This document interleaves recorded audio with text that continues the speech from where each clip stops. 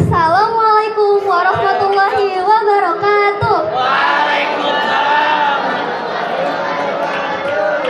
Alhamdulillahirabbil alamin wassalatu wassalamu ala asyrofil anbiya'i wal mursalin nabiyina wa habibina Muhammadin wa ala alihi wa sahbihi ajmain wa man tabi'ahum bi ihsanin illa yaumiddin, amma ba'du.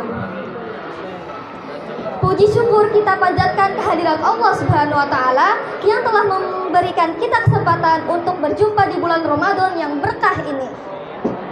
Perkenalkan, nama saya Kansaska Adrisafa dari kelas 9A. Di sini saya akan menyampaikan kultum bertema tentang kisah Nabi dan Rasul.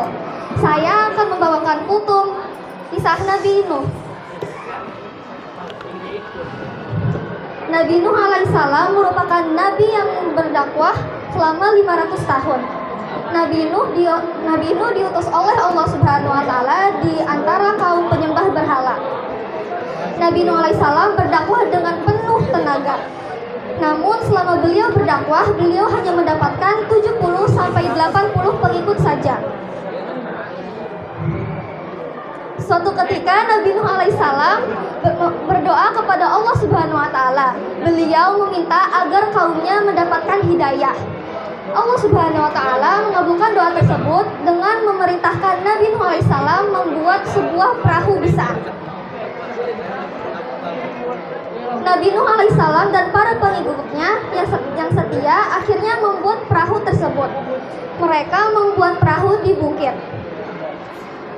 Mereka menebang pohon untuk membuat kapal.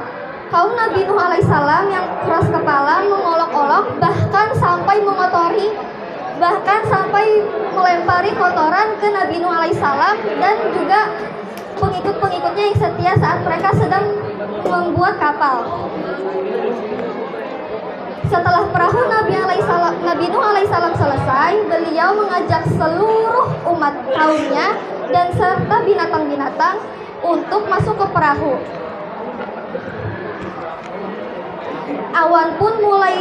Hujan pun mulai turun dengan sangat amat lebat dan konon tak kunjung reda sampai 3 hari lamanya. Hingga akhirnya terjadilah banjir bandang. Kapal Nabi Nuh alaihissalam mulai terangkat karena air sudah mulai membanjiri daratan.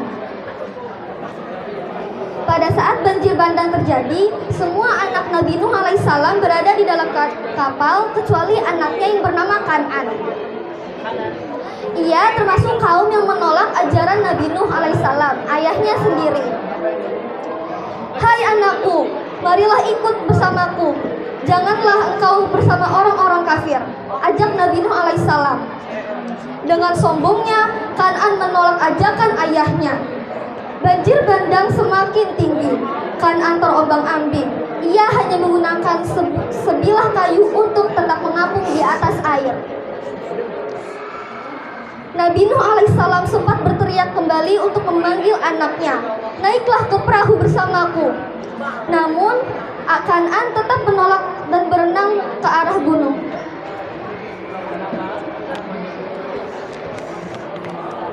Padahal Nabi Nuh alaihissalam pernah memperingatkan Kan'an bahwa tidak ada yang selamat dari azab Allah Subhanahu wa taala.